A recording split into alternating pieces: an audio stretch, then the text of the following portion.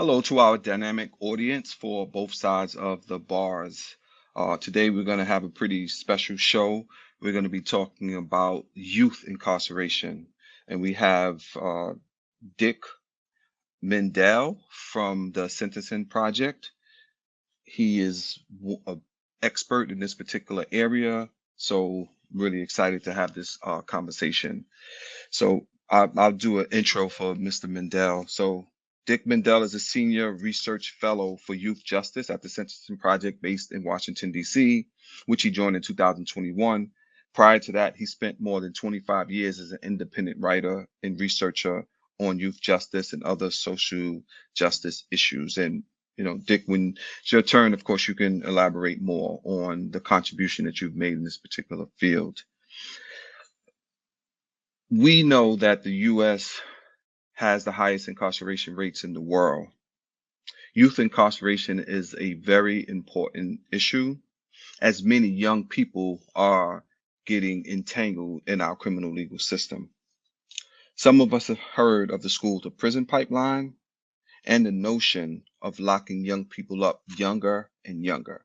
So that is why it is really right for us to have this particular conversation. So with that, I want to introduce our guest, Dick Mendel. So Dick, why don't you, I did a minor introduction of you. Why don't you elaborate a little bit more about yourself, and then we can get into the particulars of some of the reports, really, really great reports that you've been associated with over your time at the Sentencing Project, and probably when you were an independent researcher as well. So turn it over to you, Dick. Hi, and thanks again for having me. So I've been writing about these issues since the mid 1990s when there was the whole super predator scare, and I did some writing. Is it really true? And what really works to reduce delinquency and delinquent behavior among youth, and are the sort of get tough solutions really gonna make us safer? And all the evidence, increasing bodies of evidence over the course of the time I've been working, shows that really incarcerating youth, punishing youth, treating youth as adults, all those things make us less safe rather than more safe. And I've been researching and writing about this for a good long time. So why don't we just get into it, and I can tell you some of the lessons that I've learned. Excellent. Thank you so much. So one of the things that has happened, obviously, is you've been putting out reports. One report is referred to as one is about why youth incarceration fails. Do you want to talk about that one first? Or I believe that there was one, because that one came out in 2022. There was one that came out in 2021. Would you like to talk about the one from 2021 first? No, that was the first on youth incarceration. That was the first of our series. That was the first of the series. Yeah. Gotcha. And if you want, maybe you can flash maybe the title of it, and you guys can click on the QR code if you want to link to it right now. And this was just a study, and I've been doing research. I've been for a good long time that shows this, but this was the latest update on all the evidence showing that why locking kids up doesn't work. And all the research shows that the outcomes are almost always worse. That when young people are found delinquent and sent to institutions, the recidivism rate is 70 and 80% after 2 or 3 years, very high. And when they do controlled research comparing like kids who get incarcerated versus not, the ones who get incarcerated typically do worse in terms of recidivism rather than better. There's also lots of research that shows that detention, like immediately, the equivalent of would be jail in the adult system, whether the young person is arrested, is locked up right after they're arrested and pending their trial, that also has very bad long-term and short-term consequences. That if you're placed in detention pending your court date, you're much more likely to be incarcerated after for the immediate offense, but you're also much more likely to be arrested and incarcerated for future offenses. So it tends to make things worse rather than better. Also, being locked up, it disrupts educational careers of kids, and it vastly increases their dropout rates. It harms their long-term prospects for employment, for education, and it also damages their health and their mental health. One of the things that we find also is that these facilities are just not safe, and it's increasingly bad right now. Where there's huge staffing shortages going on in a lot of the facilities, and it's exacerbating a trend. I did a study back in 2015, and more than 40 of the states had findings of recurring systemic maltreatment of young people in their facilities, more than 40 states, and a bunch more since then. So it's really not a safe alternative. It's really not an effective alternative. It makes kids more dangerous and it damages their futures. So that was the research, the why youth incarceration fails. We actually looked at that report. It was sort of not just that it fails, but why does it fail? And the two reasons that came out were that many, many more of kids who get locked up, who get involved in the youth justice system, have traumatic histories. They've been traumatized and had terrible things happen in their lives, and that drives them, makes them more prone to or less able to resist the temptations or the dangers of delinquency. But putting them in institutions just re-traumatizes them. It makes them worse rather than better. There's also a lot of evidence that kids naturally, it's a time of experimentation. It's a time of troublemaking. Adolescence, I think we all know it. We all experience it. Most of us did it. Things that were troublemaking at that time, but most of us all grow out of it, and it's a process of maturation. The brain, it doesn't fully develop until age 25, and but gradually we develop the skills and maturity to resist temptations, to take perspectives, to consider others' perspectives, and all of those maturation processes are disrupted when we put kids in facilities. They don't get the chance to grow up. And that growing up is what takes most of us away from that delinquent conduct. And so we're actually taking kids in the wrong direction when we incarcerate them, rather than giving them the chance to grow up, to experience the rites of passage of adolescence. So that's why youth incarceration fails. That was the first of our studies. That was the first of so, and that was a mouthful. So the audience is definitely gonna have to slow this down and be like, okay, what you said was super important. I want to talk about a couple of the issues that you mentioned. You said that 70 to 80% of the youth who are involved in the system end up use the term recidivism, end up recidivating. So that means that they're not doing better if they've been in the youth system. So can you talk a little bit more? This is among young people who are placed in correctional institutions as a result, as a consequence for delinquency.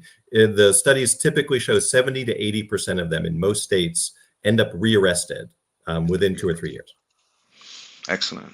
So if they're ending up rearrested, then that means, as we know, once a young person gets involved in the system, ideally we want them to go on and do well. We want them to go on and thrive as much as possible. But you're saying when they're introduced into the system, they're ending up much more likely to re-engage, to be rearrested, or to have continued involvement in the system. So that's a very high percentage of individuals. You're talking 70, right. It just doesn't work. It's hugely expensive, and it doesn't work. Yeah. Putting kids in institutions. So, there are some kids who, some people, it's a very small number who are really too dangerous for us to allow to roam the community, and we're not, my organization and me, we don't believe that there should be we're not absolutists that no one should be incarcerated, but it should be very small. And because the effects of incarceration are very negative in terms of young people's capacity, growing their capacity to desist from delinquency, and also it harms their life outcomes very badly. Excellent. And you also talked about the development of the brain. We send young people to incarceration, sometimes adult incarceration. We do understand through brain science research, as you said already, that the brain is not fully formed and developed until at least 26 years old.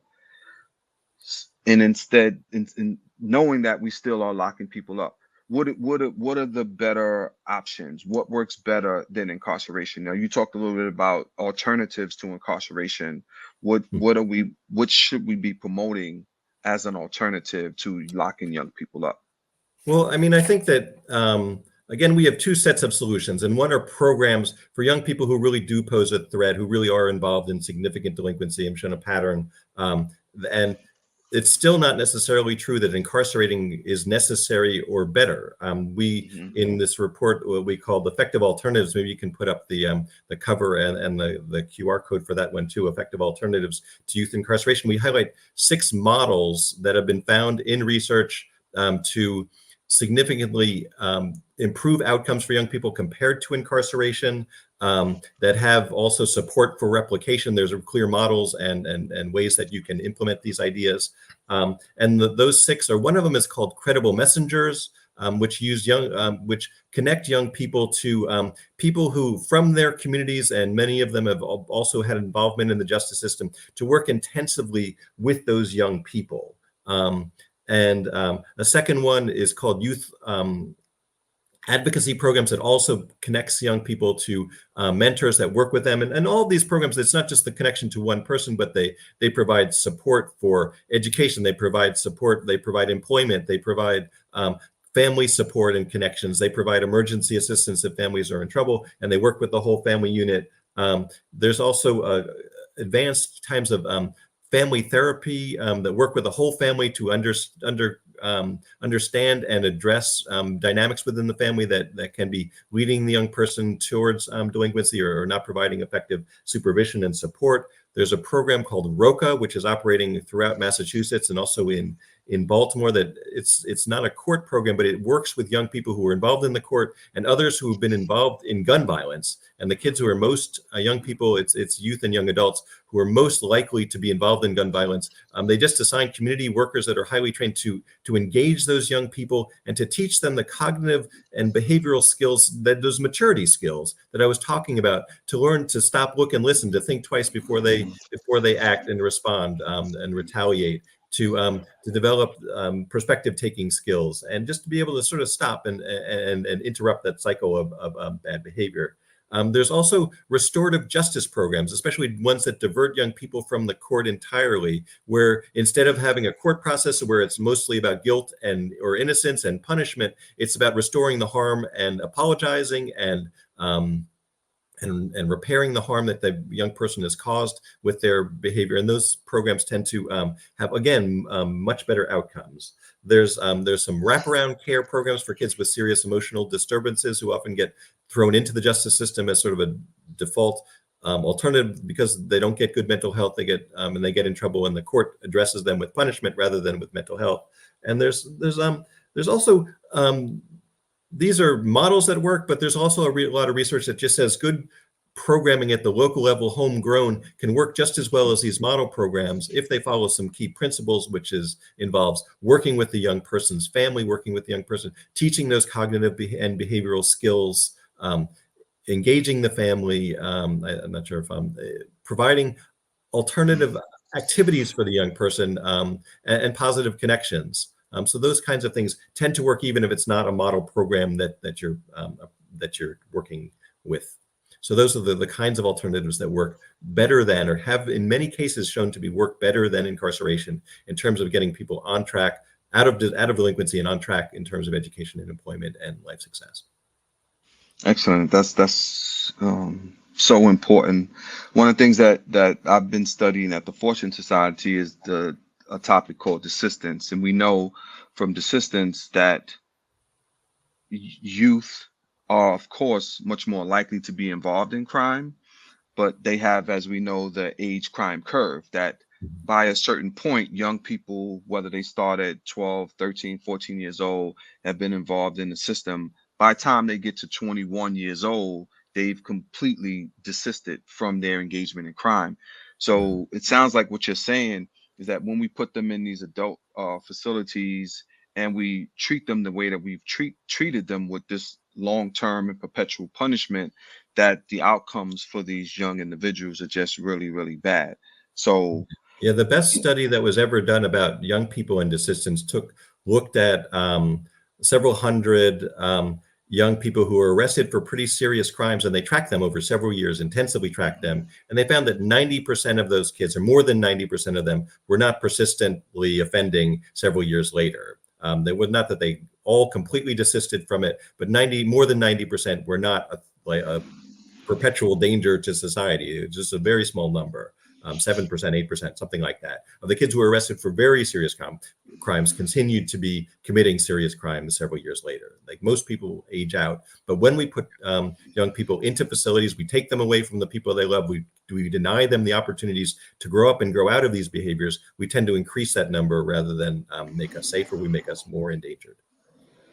excellent point. And you mentioned earlier about again about correctional institutions, when the young people end up there here in New York and in other places. We've talked about raising the age of criminal responsibility. New York and North Carolina were like the last two states. New Right. York, we only passed our laws just a couple of years ago to raise the age.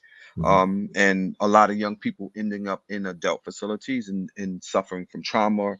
suffering from abuse, and in the facilities not having restorative practices. So it's Right. very important what you talked about related to offering some kind of alternatives to young people, Yeah. especially not having them, end up in the system. What are some states and or localities doing to help improve and or provide much more effective systems for juveniles who do end up involved in the system? So New York City has invested heavily in those credible messengers all across the country. People are using these YAP programs and sometimes these family therapy treatment programs. Massachusetts has invested in that ROCA program. The last of the reports that I wrote was talking about how sort of system reforms, not programs, but system reforms, and that's where the states have a lot of the responsibility for that. Maybe we can put up the last of the slides, and you can. And this is again called system reforms. And a lot of the times, the young people who get locked up in our systems aren't really the dangerous kids. They're kids who get in trouble and persistently in trouble, and they get put on probation. And the probation, they've got a lot of rules they got to follow. When they don't follow the rules, then they make the judge mad, or the system feels like they can't control the kid, and controlling the kid isn't necessarily what you need to do. You need to just keep the young person if they're not endangering the rest of the society. They really do much better if you keep them um, in in their homes with their families. You give them incentives to and encouragement and connect them to positive activities. They tend to do much better in the long run than if you incarcerate them. Mhm. In terms of um, things that states can do. Some states have prohibited incarceration for lower level offenses. At least at the state level, in Texas has done this, California has done this, several states have done this. That they just say, unless you've committed really serious offenses, we're not going to lock you up anymore, and we're going to find something else to do with you. Some states have created, in Ohio, for instance, they have fiscal incentives. I mean, the local courts make the decisions, but the state pays for the state facilities. And so they've said, no, if you reduce the number of kids that you send to these facilities, you can keep the money for local programming. And it's really vastly reduced the number of young people who get incarcerated in that state. And there's other states have redirected savings from reduced incarceration towards community-based programs that work much better. There's mental health treatment for young people, because a lot of the young people who end up in the system are there, as I said, because they've got mental health challenges and they act out, and then the system treats them as delinquent rather than mentally ill. So those are the kinds of things that states can do. Ohio's done a lot of this. Many of the states have really reduced their use of incarceration. I mean, overall, the good news in juvenile justice is that there were about 110,000 kids locked up on any given day 25 years ago, and now we're down to 27,000 or so. It's really much lower, but that's really a function that young people are actually behaving much better. There's very many fewer arrests now for serious crimes and for all crimes among young people than there were 25 years ago. I mean, that is so encouraging, and our audience is really going to be super appreciative of the information that you're providing, because there's a perception out there often, Dick, that crime is run amok, and remember the term years ago, young people referred to as super predators, and that got a lot of traction. And every time, as we are now, where there's like a political campaign, it's like we start talking about crime and start talking about it in a way that's oftentimes inflated. All of us want safe communities, right? We want for young people to not be involved in crime. We want for adults to not engage in crime, what have you. But so this question is less about evidence than about perception, Dick. That perception that young people were super predators and are engaged in a hefty amount of crime, is that do a lot of people feeling that now? Because The again, public the polling are evidence showing, is yes, one thing. The evidence much is one higher thing. fear at this point, Yeah. and it's really been it's since the pandemic, and there was a short-term spike nationwide in murders starting in 2020. That was worrisome, but it went. I mean, we've had dramatic reductions in murders over the last 25 or 30 years, and was a significant increase. But it started to abate now, and it's really there's a wing of the political world that has decided this is a huge opportunity. We're going to scare people about crime again, and we're going to get votes by being trying to be tougher and create fear and exploit that fear. But the trends have been very much mixed. There's been some crime categories that have seen increases. There's been some that have had decreases, and a lot of the ones that have increased have started decreasing recently. And you hear sort of crickets from the folks who've been complaining about crime that the increases, they're silent on the decreases. And some of the media has also been much more enthusiastic to highlight bad trends in crime and then to forget to come back and inform their audiences in prominent ways, in memorable ways, that those crimes have gone way down now. In Baltimore, I know they really had a tripling or so of the number of car thefts over the starting in 2022 through 2023, and almost that entire increase is abated now. But you don't hear that on the news. It was like an everyday news event that cars were being stolen, and then when that stopped, there was no more coverage of that. So people were still fearful because they've heard the bad news, but not the good news, and that's an Exactly. unfortunate trend. That's an extremely valid point. It, when there's a time for politics and when there are elections, especially national elections, we start talking about crime in ways that are not necessarily honest. We need to really be honest with the public about what is happening and be able to talk in a way that's much more nuanced Right. about the conversation related to crime. And I like that you mentioned the fact that you talk about 100,000 young people were incarcerated years ago, and now we're at a number that's closer to 27,000. Right. I mean, that's huge. I mean, I think about New Mhm. York. In 1999, we had over 70,000 people in prison. Now we have about 34,000, and the number keeps going down. So again, that's very important. And the fact that that's Mhm. happening with young people is really, really, really, really significant. What can our audience do if they wanted to get involved uh, with this particular issue, if they wanted to engage? I mean, you talked about restorative practices as something that is really helpful. I mean, we could do more restorative practices in our homes and in our schools, not Mhm. just in the criminal legal system. What do Right. you suggest as a way to work with young people who might be off on the wrong direction? Well, I mean, I think that there's a lot of evidence that mentoring really makes a difference, especially if it's done right and lasting. You can't just sort of parachute in and parachute out. You'd have to really commit to it. But that's something that really you can make a difference. Working with your school and providing support to young people and advocating for. I mean, school to prison pipeline it's sort of a fancy word, but basically, when kids misbehave, do you want to treat that in the community and in school? Does it need to be a legal issue? Is the court the right place? What is the court's advantage in addressing young people's behavior? The only thing that the court can do that nobody else can do is punish, and that tends to be where the energy comes from the court. And what young people really need is mentoring. They need support. They need opportunities. They need caring adults in their lives. And the court doesn't have an advantage in providing those things. And they need support. Their families need support, and parents need help. And parents sometimes it can be exasperating to have teenagers. I've got teenagers.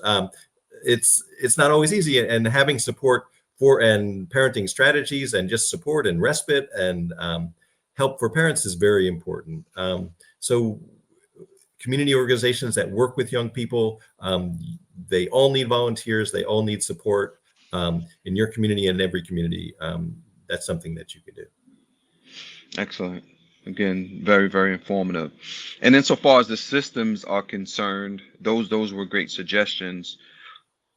You talked about like credible messengers. Like I remember talking to colleagues, not just here in New York, but in DC and in Maryland, and they were talking about how, and I did a tour of the youth facilities in DC and Mhm. some in Baltimore, and see how we're moving away from again, like a punitive approach, Mhm. credible messengers, like you mentioned, people who Right. have been involved in the system as young people. We're Mhm. all working with these young people and in trying to give them an outlet, listening to them in a much more constructive way. Any other thoughts about those system reforms as we, get close to wrapping up? Yeah, I mean, that started to ask that question. I mean, most of the problem in the system is early on. It's Hmm. should we arrest this kid when they mouth off to the school resource officer at the school, or should there even be a school resource officer in the school? When they're arrested for when they engage in drug activities, when they're arrested. I mean, young people are arrested all the time for things that don't necessarily need to be a legal system response. Sure. And to Smoking weed or something like yeah, that.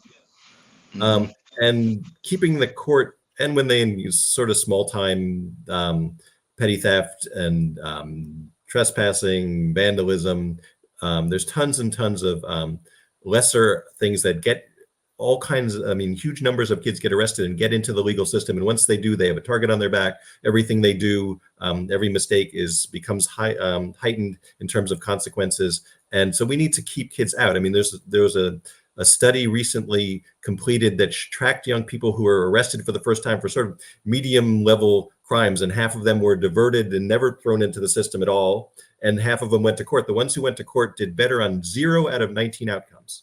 The kids who were Excellent. diverted did better, substantially better on 10 of those outcomes, including less chance of rearrest, less chance of committing violence, less chance of being incarcerated. In terms of school and Excellent. employment, also keep kids out of the system. The system Exactly. is not good for kids. It's a toxic. It does not It's a provide what toxic. It's a people toxic need. environment. And Thank you. so don't arrest them. Don't send them to Yep. court. And if you can Yep. avoid detaining, use detention minimally and provide alternatives to keep young people on track pending their Let's go. court hearings. All those things can really dramatically reduce the number of kids who get on that pathway towards incarceration. Excellent.